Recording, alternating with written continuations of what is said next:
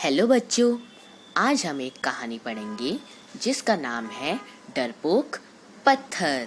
तो चलिए अब हम इसे पढ़ते हैं। बहुत पहले की बात है, एक शिल्पकार मोती बनाने के लिए जंगल में पत्थर ढूंढने गया।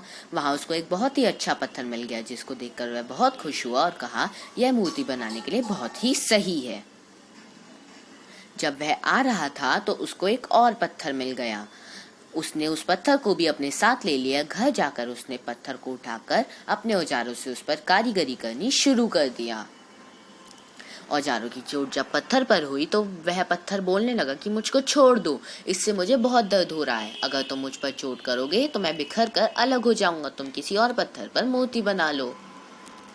पत्थर की बात सुनकर शिल्पकार को दया आ गई। उसने पत्थर को छोड़ दिया और दूसरे पत्थर को लेकर मोती बनाने लगा। वह पत्थर कुछ नहीं बोला। कुछ समय में शिल्पकार ने उस पत्थर से बहुत अच्छी भगवान की मूर्ति बना दी।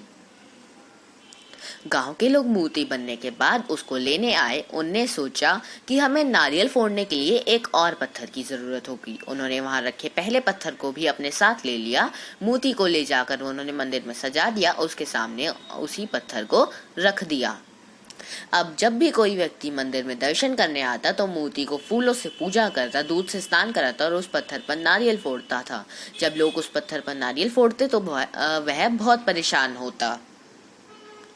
उसको दर्द होता और वह चिल्लाता, लेकिन कोई उसकी सुनने वाला नहीं था। उस पत्थर ने मोती बने पत्थर से बात करी और कहा कि तुम तो बड़े मजे से हो, लोग तो तुम्हारी पूजा करते हैं, तुमको दूध से स्नान कराते हैं और लड्डू का प्रसाद चढ़ाते हैं, लेकिन मेरी तो किस्मत ही खराब है। मुझ पर लोग नारियल फोड़ कर जाते हैं। इस पर मोती बने पत्थर ने कहा कि जब शिल्पकार तुम पर कारीगरी कर रहा था, यदि तुम उस समय उसको नहीं रोकते तो आज मेरी जगह तुम होते, लेकिन तुमने आसान रास्ता चुना, इसलिए अभी तुम दुख उठा रहे हो। उस पत्थर को मोती बने पत्थर की बात समझ आ गई थी। उसने कहा कि अब से मैं भी कोई शिकायत नहीं करूंगा। इसके बाद लोग आकर उस पर नारियल फोड़ते। नारियल टूटने से उस पर भी नारियल का पानी गिरता और अब लोग मोती को प्रसाद का भोग लगाकर उस पत्थर पर रखने लगे। मॉरल ऑफ द स्टोरी, सीख, हमें कभी भी कठिन परिस्थितियों से घबराना नहीं चाहिए।